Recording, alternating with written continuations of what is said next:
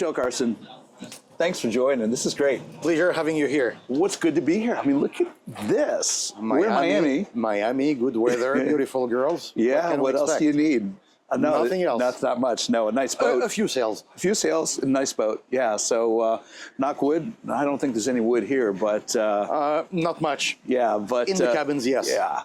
You know, the vibe's pretty good here this week. I've talked to other boat builders. I think sales are picking up. I think there's opportunity for sales here, and hopefully makes your trip worthwhile when you've got some opportunities. Well, I think the problem of the industry is that in the last 2 years, let's say after COVID, we've seen a bubble. Yeah. And we took it for granted. Yeah. So the sales level of 2022, I mean, was historical. And we're back to, let's say, a normal situation. 2018 numbers, maybe, closer to that. Now, US with this new government will surely help the industry. Yeah.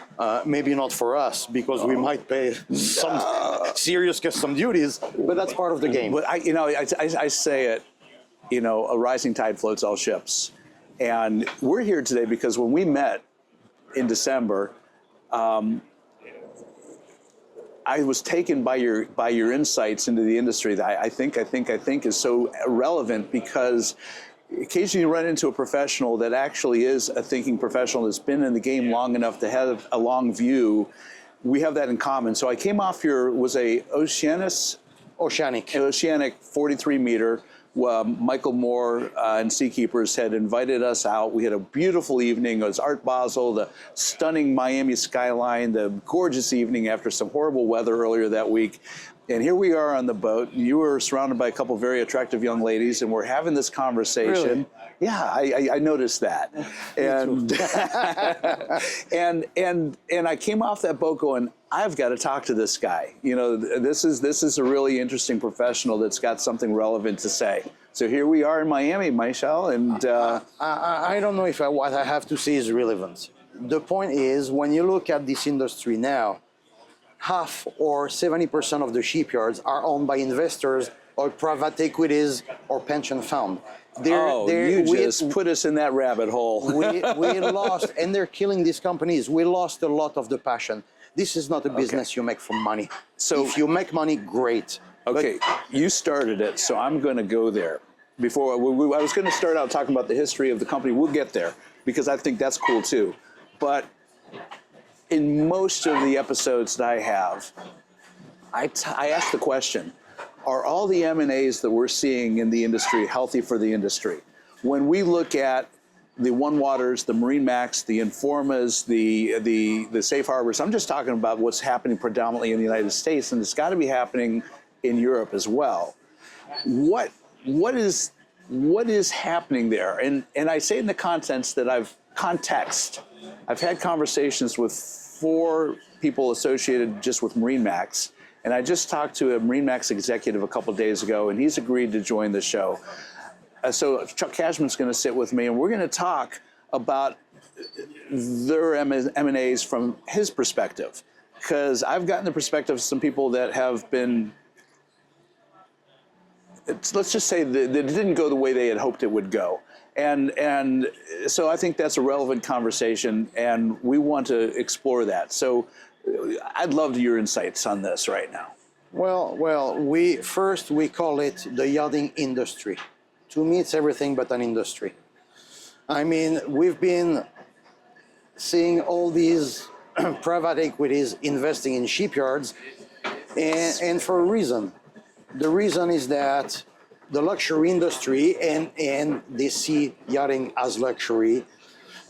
When you go to the stock market, the value of a company can be 5, 6 times the sales, Sure. up to 20, Yeah. 30 times the EBITDA. Yeah. I mean, There's no it's logic. all on EBITDA. But exactly, and there's not really logic. The thing is, this is not an exact science. I mean, you need passion. I was going to say. You need passion. It is. And that's what drives us at Canados.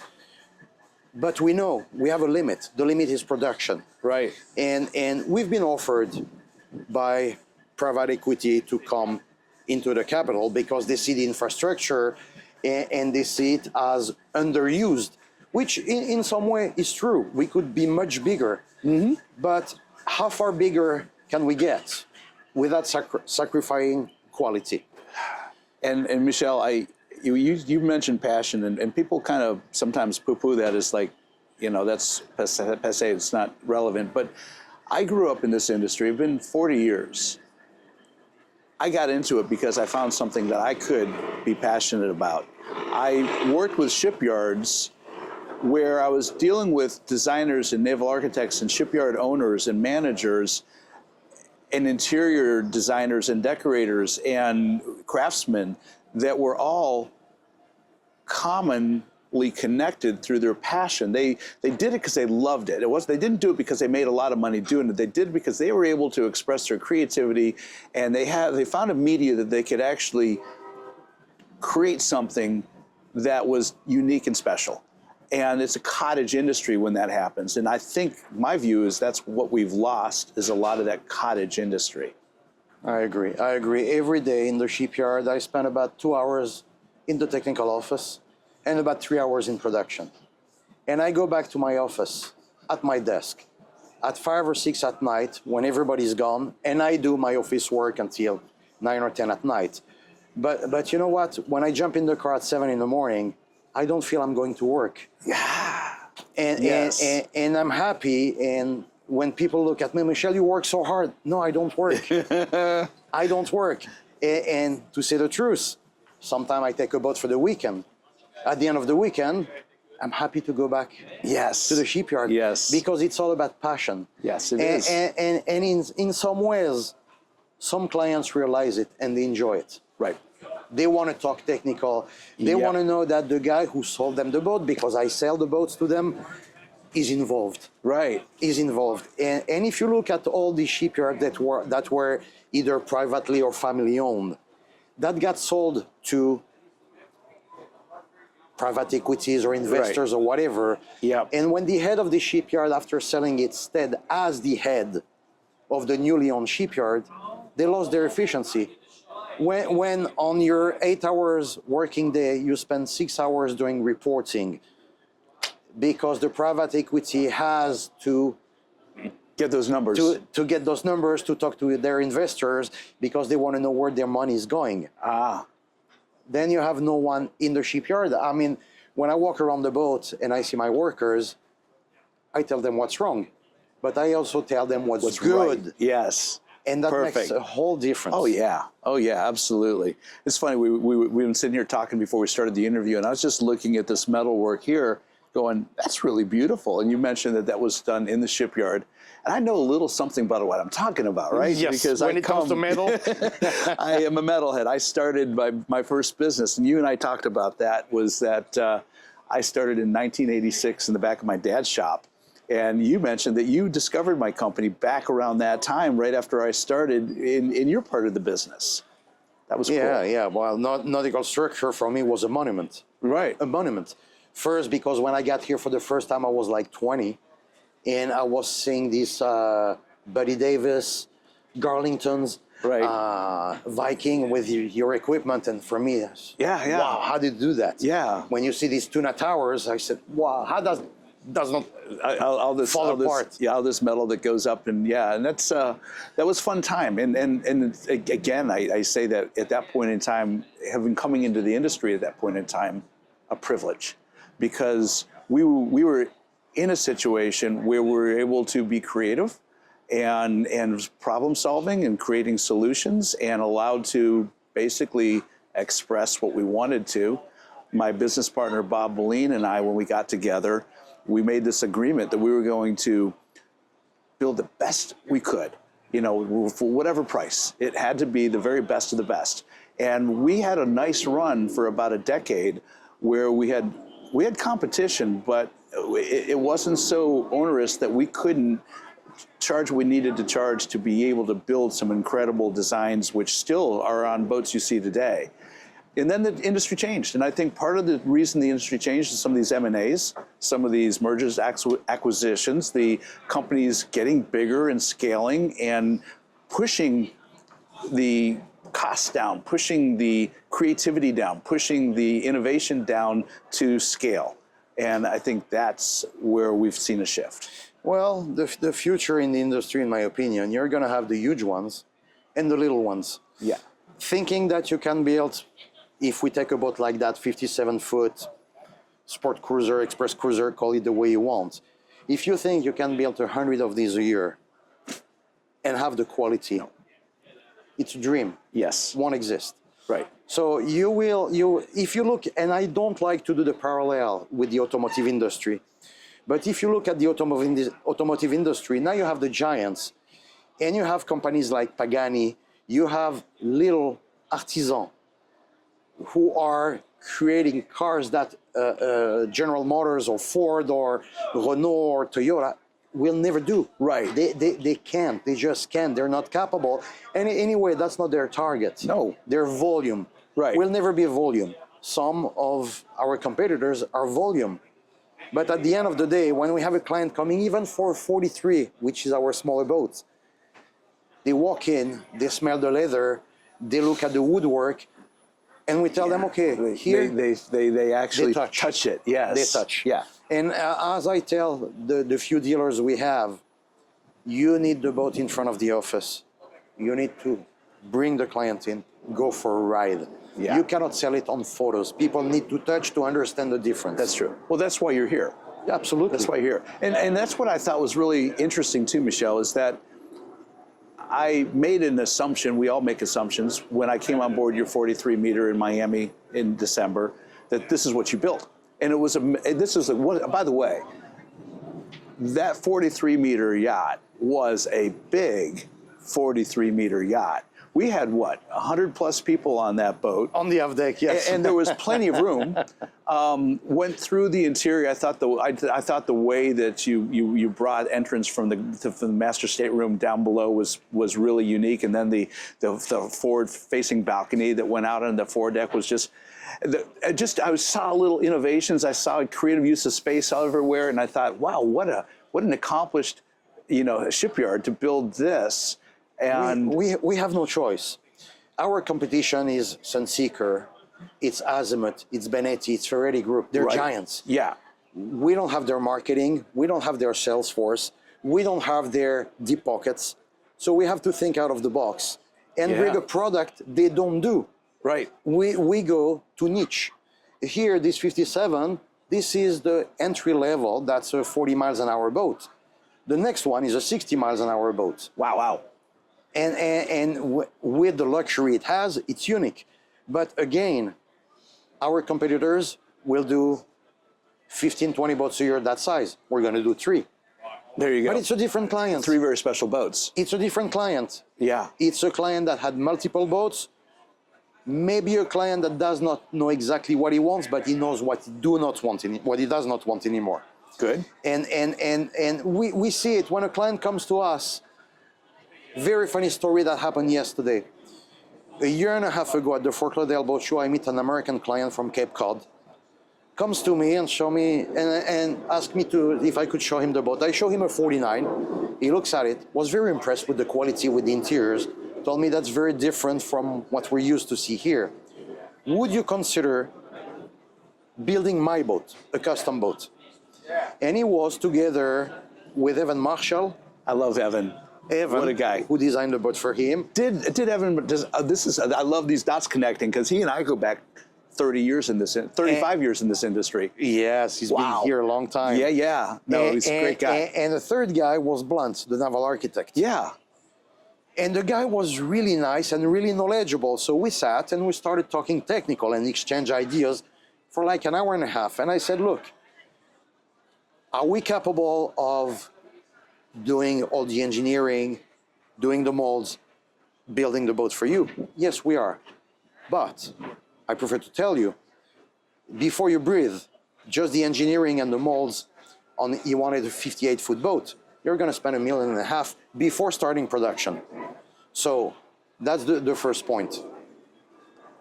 If you want to do that, we'll do. But it's going to cost you too much money. And I showed him this boat, which at that time was just a project, 3Ds and renders and GS. And he felt the boat was interesting. And I did not hear any more about the guy. The guy came yesterday, was here, said, Michel, you remember me? I said, yes. Can I see the boat? He said, since we talked, I kept on following on Instagram, Facebook, the evolution of the project, the molds, the construction. Social media works. We looked, Instagram is the tool today. Yeah.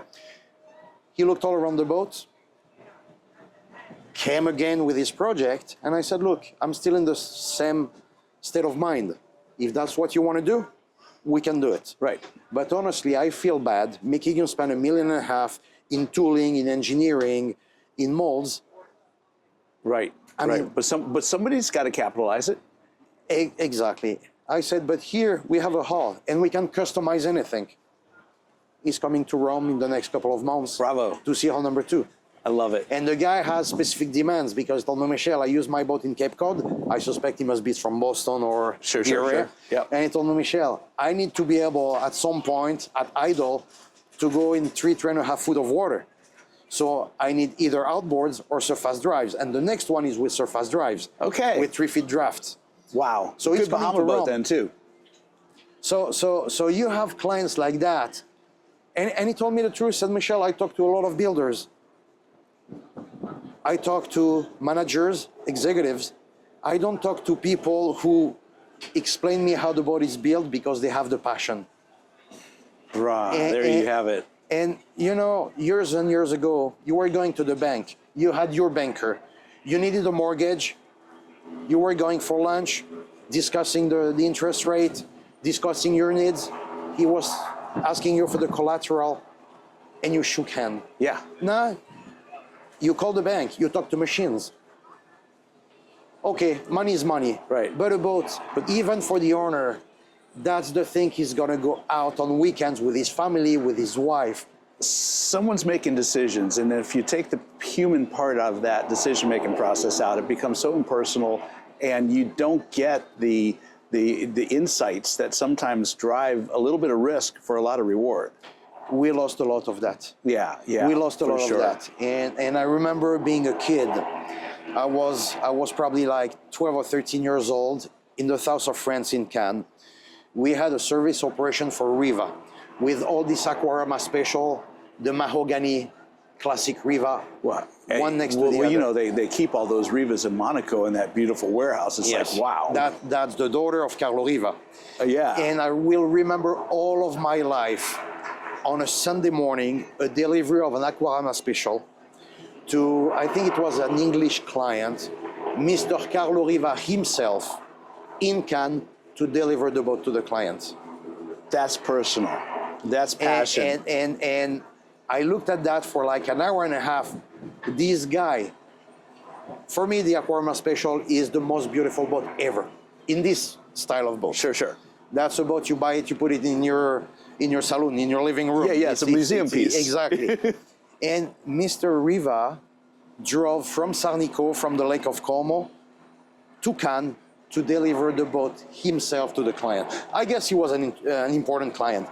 But still, Yeah. there's not one boat we deliver without me testing it for at least 2 days. You know what? Because they're all important clients. Well, maybe because I love it too. Yeah, well, of course, I hope so. So, Michel, I remember in our conversation in Miami, we talked about the industry. You just touched on, is it even an industry? And you're not the first person I've sat and had a conversation with that asked that question. Is it an industry or is it what? Homogenous group of companies that do or don't treat it. But one of the perspectives I bring to the table, and to hear it from a European shipyard owner, I think is important and relevant. When I started in this business almost 40 years ago, I've done the math. There was over 45 shipyards in North America, United States and Canada, building what I describe as cruise serve yachts. So that'd be boats this size, slightly larger, to above. Of those, there was, I think, just over 31 or 32 that were building over 33 meters, 100 feet. There's less than 5 left here in the United States. Depends on how you count them, but arguably 5, 4, 6, somewhere in there. It's so sad.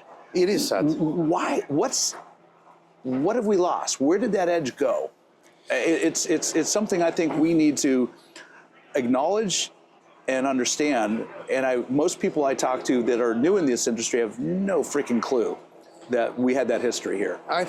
Well, I remember in my past life, I mean, now you had Broward. Broward was a legend. Yes. You liked their boat or you did not.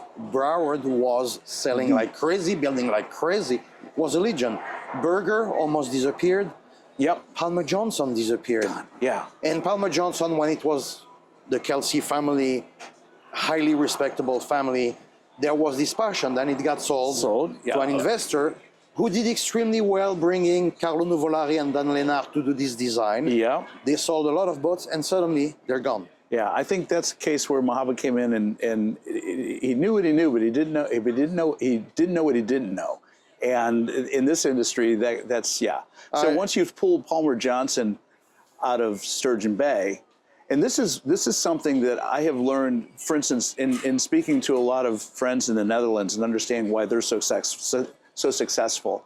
If you look at Berger and Palmer Johnson and understand that you have these two boat builders, Manitowoc, Sturgeon Bay, either side of Green Bay. You had a lot of industry there. You had a lot of labor available. You also had carver cruisers in that same area. So they were like a breeding ground for new boat technicians and creating a labor force. And when PJ would be really, really busy, they at times be able to pull from the labor of Berger and vice versa. And then you take that entity, and of course you had commercial shipbuilding in Sturgeon Bay and Green Bay as well, so you had all of that. Sure. But you take PJ out of the geographical area, move it to Norway, and all of a sudden you leave. You've lost the soul. You've lost the half of your workforce. You've lost the ability to scale, and it's so hard to replace that.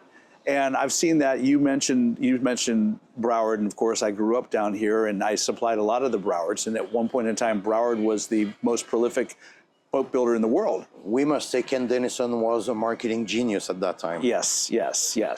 No question. He's the first guy that did the Broward Rendezvous and brought the owners together, and the Broward Rendezvous. They came forth and multiplied, and no, that was brilliant.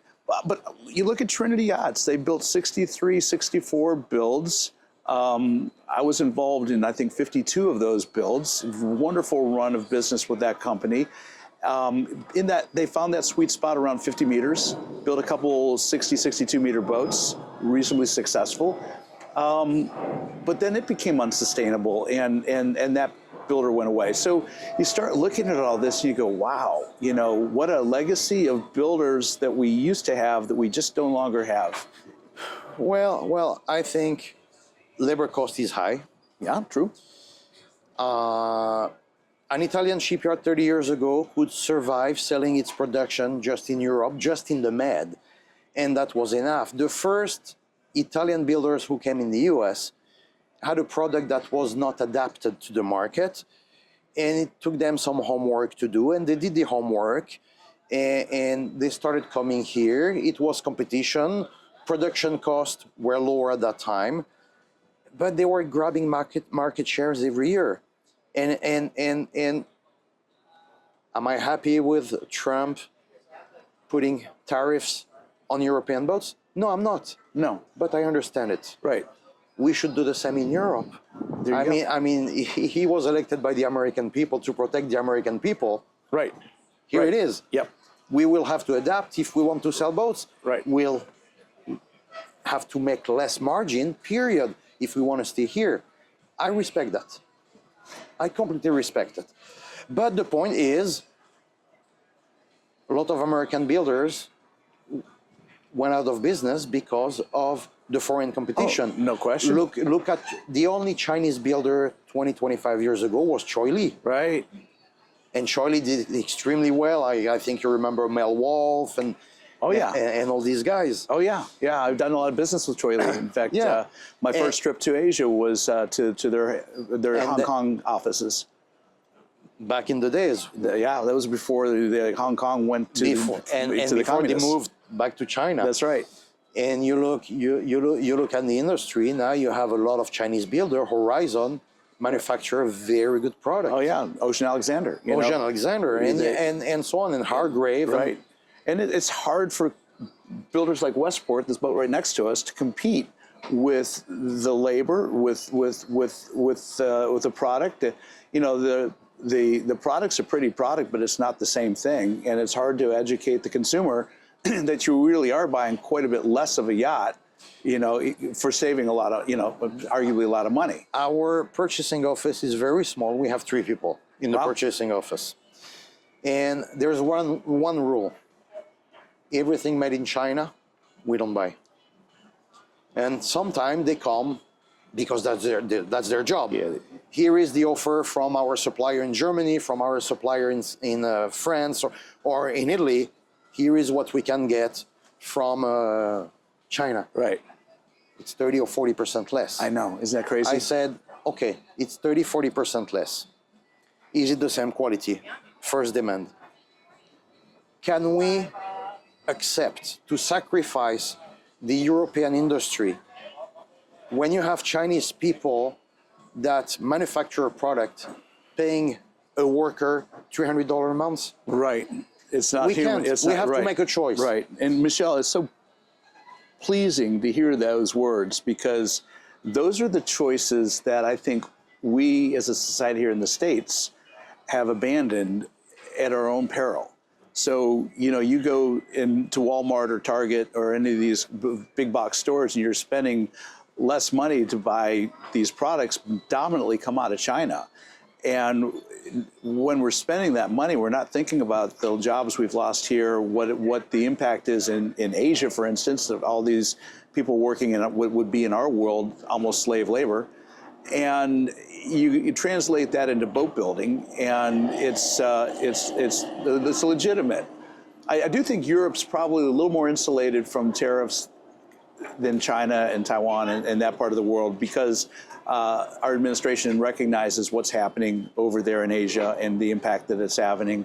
I think the European euro versus the U.S. dollar, the culture is more closely aligned. Absolutely. But Absolutely. at the end of the day, we were talking about this earlier, Northern European shipyards are seeing between 60 and 75% of their clients coming from the United States still, which is good for the European boat building industry. The thing is, if you look at labor cost in Europe, labor cost here, we're more or less the same. Very close. We treat people the same. We have more social coverage in Europe than in the US, but here people can choose. They can have private insurance. It's a choice. It's a choice. So, and I enjoy the freedom. Too bad we don't have it like this in Europe. But the point is, in China, they don't have choice. No. You make 300 a month, you make 300 a month, you work 50 hours a week, you have 1 week paid vacation, and that's it. Be grateful. So exactly. And the world is changing. I was a few years ago with a really highly influential Russian politician in Moscow because he was a close friend of a client of mine, and we had lunch together. Wonderful. And in the conversation, he asked me, well, you speak very good English. I said, I lived in America for 15 years, so that helps. It sure does. And he told me, did you like America? I said, loved it. Loved it. It's a different culture, but in my business, it's a dream. And I said, what about you? Do you like Russia?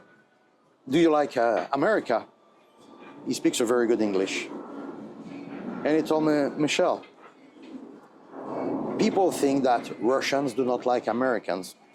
Go around my country, ask every teenager where he would like to live. America. And this guy, part of the Russian government, said, where do you think my son is doing his university? There you go. There's a reason it's called the American Dream, Michel. It still exists. And we are a society that has come from every corner of the world It still to exists. build a society. It still exists. And Yep. when Obama got elected, I will not comment on his political options or his policy. But when he got elected after Bush, I said, this is the proof American Dream There you go. still exists. There you go. Because up to 1973, in some southern states, you have seats in the buses for black people and for white people. And now you have a black president. He was what he was as a president, but the fact the American people elected him at that time shows With a mandate. I that mean, everything can happen in this country. It wasn't a marginal election. He won, clearly and decisively. Absolutely. So I think it speaks well of a society that has the ability to change, to evolve. And you mentioned your business, for instance, on social media and the value of that. And what I've learned in the last year I've been doing what I'm doing with this podcast is the communication you're able to put out there is really relevant, and the social media is so important. And like this conversation we're having right now, there's no editing going on. This is what's going to go out. There's no filter. You and I can talk about whatever we want to talk about, and nobody's going to stop us or say we're not going to fund you because we don't like what you're saying. My previous life was magazine publishing. You mentioned that, yes. Lux Media, and here in the US we had Yachts International, and That's right. Invictus. We had like 25 magazines. And at that time, you had magazine to do your marketing. And I still have friends in the publishing industry, and we advertise a little bit because they give us some editorial coverage, and we have to support them. But the truth is, we post a photo of a new boat on Instagram. Yeah. The entire world sees it in a few seconds. Yeah. A journalist comes on the boat, decides to do editorial on the boat, it will be in newsstands in 2 months. Right. Old news Now, by then. Time is shrinking. Yeah. And social media, it has its advantages and disadvantages, but in terms of communication, it's highly efficient. It is. It's super efficient, and it's customizable. It's personal.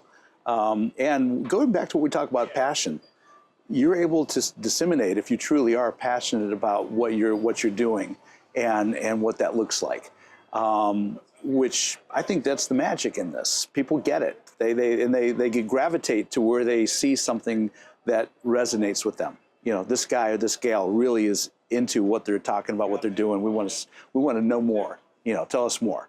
True. Yeah. True. So Michel, tell us more. You've built some incredible boats now. I've just pleasantly surprised coming to Miami this week and seeing these. But you and I were talking earlier. You got a couple other ideas in works. What's the future of the shipyard right now? I think the market is going to shrink for a lot of reasons. It's going to shrink because of new rules for environment. In the Med, for instance, now, if you have a boat above 24 meter, there are a lot of places you cannot drop anchor any longer. So the market is evolving like that, and I think it's going to create sort of a shrinkage. You have two choices. Right. Either you target mass market, or you target custom-made, tailor-made product, and that's the business we're in. So I think we've seen too many new builders coming after COVID. Here you feel it a bit less, but if you walk the Cannes Boat Show or if you walk the Genoa Boat Show last year, I saw at least 15 brands that are new coming with new boats. These are wealthy people who love boats, who saw the market exploding after COVID, Right. who said, I'm going to invest, create a new shipyard, I'm going to do something different, better. And now they have 1 or 2, 3 boats they've built, they did the investment, but they have no clients. It's not that easy. No, it's not. You know it from your previous business. There's no magic. There's no magic. No. It's work, work, and work. Right. And respect of your clients. Yeah. Well, we saw the same thing here. I remember during COVID, I've got a 20-year-old 10-meter center console that I had behind my house, which is really luxury because when everything was shut down, my sons and I were able to go out diving and getting on the water. My fuel bunkers were full, so I didn't have to worry about fueling up. You know, I was good. And then I noticed that as soon as things opened up, if you had a boat in inventory, it was sold like that. And new builders came up. I had a neighbor who went out and bought this boat, and he came to my house bragging he just found a boat, and when are you going to get it? Well, it's going to be 5 months from now before we get it. And so I'm thinking, amazing. And he bought the first thing he could find. He didn't buy it because of the brand, the quality, the reputation. They wanted a boat. He wanted a boat to get on the water. Now, what, 3 years later, almost 4 years later, it's a completely different industry. And those days are gone, and a lot of those boat builders are gone or are on the way out. We saw second-hand 1 or 2 years old boats sell for more money than the same boat new. And that's ridiculous, right? Because that's when I said the market is going to crash soon, right? Because when you get to that level, when you get to that level, yeah, you can. Excuse me, Ray. You can edit this. Okay. Just don't let them come down this aisle. They can come through there. Get off the camera. Stop them. No one in. C'est pas grave. But just you stay there and you don't let people on. Yeah, you can just put your hand up, Tristan. Because if they were aware, they could have come around. All right. Yeah. Please. All right. So we'll go back to what we were saying here, Michel. Shipyards in the industry is going to soften. I think the industry is changing. And in some ways it has to change. When after COVID we saw second-hand boats selling for more than a new construction, I said, now we're in danger. Mm-hmm. And what's happening, you feel it a lot less here, but in Europe, it was this craziness. People wanted a 49 Gladiator, which is a boat that I built in 5.5 months. I was like a year and a half, 2 years backlog. That's real. So people were coming for a 49. I said, oh, no, you cannot have the... They were coming in September. Oh, no, I cannot deliver for next season. It will be the season after. So people wanted the boat. They found a second-hand one. They bought it for more money than new one. Wow. It was speculation. And suddenly you had all these people, not professionals, just clients, thinking they could make money out of a boat. And as I tell all my clients, this is your worst investment. Yeah. A boat is your worst investment. Yeah, it's not an investment. The day you get it, it's going to cost you money. It's going to devaluate. You're going to have to deal with the crew. You're going to have to deal with the problems. Yes. It has a cost. Yes. But it's the cost of freedom. You take your car, you can run 65 miles on 95. No more. You can buy a Ferrari. If you run it 160 miles an hour, you're going to go to jail. You can run your boat anywhere. Right. No one's going to say anything. No one's going to say anything. That's freedom. That's right. You want to go at sea, be alone, you're alone. That has a price. And many people are very happy to pay the price. Exactly. But at the same time, you know, the economic realities settle in, and I think a lot of builders saw the escalation, the valuation, the pricing going up, thinking, okay, this is great. I can make some really good margin here, and they build a whole business around that, and all of a sudden the adjustment happens. And the point is, you also have, and I think that's particularly true with Italian builders and European builders, dealership networks. Mm-hmm. A dealer is a dealer. He needs to make money. But when you force your dealer to carry inventory and floor plan and more inventory, and you have a bubble like in 22, 23, and the dealer wants more boats, and you push him to buy more boats, and suddenly the market gets softer. Yeah. 30% softer is not much in our business. We've seen a lot worse. And suddenly you have this dealer who carries $20 million of inventory, who is not ordering any more boats because he still has $20 million on the floor plan, and he needs his cash back because he needs to pay the bank. That's right. He's going to start selling his inventory at cost. Yeah. and then the builder is shooting himself in the foot. Better to have a dealer that sells 10 boats instead of carrying 10 boats on inventory. That's right. And I mean, that's where we're making a business, and that's where I always say, this is not an industry. No, it's true. A friend of mine, Roger Moore, owns Nautical Ventures. Yes, he was here yesterday. Yeah, fantastic. He's an interesting guy, 007. His business is a good model of that. Built a business that went very, very strong when the industry was strong. He's now, working through some of that same inventory carrying costs, working with his banks, looking at his projections. And he and I have had these conversations, and it's not an enviable place to be, to try to balance, multiple locations, multiple dealerships, carrying this inventory that is slowly aging and devaluing, and trying to figure out how you're going to, bring in new inventory have the products people want to buy next year. It's a tough assignment. It is tough, and I think the business plan we know for the last 20 years, where you have the builders and multiple dealers, I think we're touching the bottom. Right. And we are trying. We first opened our own office in Saint-Barth. For me, it was easy because Saint-Barth is French. Yeah. The whole world is coming to Saint-Barth. The level of clients you meet in Saint-Barth is like nowhere else. Yes, it's top shelf. And I realized that for a small shipyard like us, everybody's made custom. It is difficult to tell a dealer, okay, you're going to carry 3 boats on inventory if you want the dealership. And because we're custom, and clients knowing we do custom, they're going to see his boats.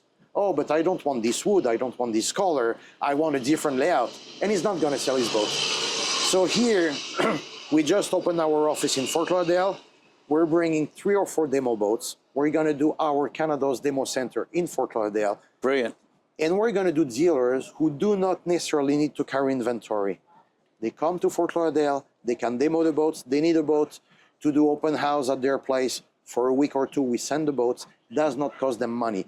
We're here to support, we're not here to sell direct, because selling and servicing and building are 2 different businesses. I was going to say that is always that question. Do you deal direct or do you deal through a network of dealers? And there is, because there's a layer of cost that's associated with that, but at the other side of the coin, you have somebody else focused on that discipline and you focus on the boat building discipline. We are really focused on boat building. In Europe, we sell some boats direct where we don't have service and assistance. And we do that because from Rome, you can fly anywhere in the Med in an hour, 2 hours. Right. So we have 3 guys. They always have their passport in the pocket. There's a client that has a problem on Friday night. Saturday, I have 2 guys on the boat. And what's the most important thing for a client? Clients understand a boat is problem. What they cannot understand is that we don't move towards resolving the problem. If he sees our technician the day after on the boat, even away from the shipyard, they appreciate it, even if it takes a week to fix. But we're here for them. The distance across the Atlantic is different. So we decided to open the office. We have a general manager here. Soon we'll have a service manager to support our dealers. Good. That's and I think, and that's a mistake a lot of Italian shipyards are doing. They establish dealerships, they sell to the dealers. The first client who comes direct to the shipyard, they sell the boat to make a bit more margin. And that's not fair. No. That is not fair. No. Because the dealer who has 1 or 2 boats on inventory, he has skin in the game. Yeah. In the game for you, shipyard. Yep, for sure. So I think we're in alignment in our vision for the 2025. I mean, we have a kind of a new day here in the States. I think there's a little more optimism. I don't expect interest rates are going to plummet. I think they'll probably stay pretty much where they are. But I think cash is going to free up for a lot of businesses. And now that the question's been answered, people are able to make good decisions. They know what to expect for the next 4 to 8 years. And that's the block of time you really need for long-term planning, for understanding, how you're going to make decisions about that affect your business day. like in every other country, when you have a president, a newly president elected, his first term, he's trying to remain popular to be elected a second time. Yeah, we don't have that here. So eventually now you have a president that has 4 years to do what he needs to do for his country. Yep. And that makes a big difference. It does. He knows he's not going to be reelected. No. And that opens up a lot of doors for making some good decisions or interesting decisions for sure. Well, look, since he got elected, the dollar went from 110 against the euro to 1 or 103. Yeah, I know. In a month. In a month. Yeah, no, it's really profound to see what changes going on. And, you know, I'm a big believer that disruption and change is good. Absolutely. You know, I think it's healthy for everybody. I said earlier, a rising tide floats all ships. And I think if our economy is strong here in the States, it only helps the European economy. It does, absolutely, absolutely. And you go to London, you go to Paris, you go to Italy, you watch TV in Italy, in the advertising, they use American words. Really? Yes. It's incredible. When after I bought the Shipyard, I was watching TV in Italy, I was amazed by the number of American words they use, even in advertising. Wow, wow. I mean, come on. I mean, that's strong. I mean, yeah. People forget Normandy in 1944. We owe something to the Americans. Well, you know, the Marshall Plan came in, and you know, it's interesting that we, as a society, did so much to rebuild societies after they were almost completely destroyed. Ironically enough, your shipyard was formed in what, 46? Right after the Second World War. Absolutely. Yeah, and the shipyard was started building boats for the Italian administration, for ports, for coast guards, for police, with the money from the Marshall Plan. See? Because Italy was dead, and Italy was not on the right side during the war. No, Mussolini saw to that. So yeah, no, I think it's remarkable that you know, we have this economic diversity, if you will, but at the same time, this relationship. And again, I try my very best to remind everybody that, you know, when we're working like this, nothing can happen. When we work like this, so much happens.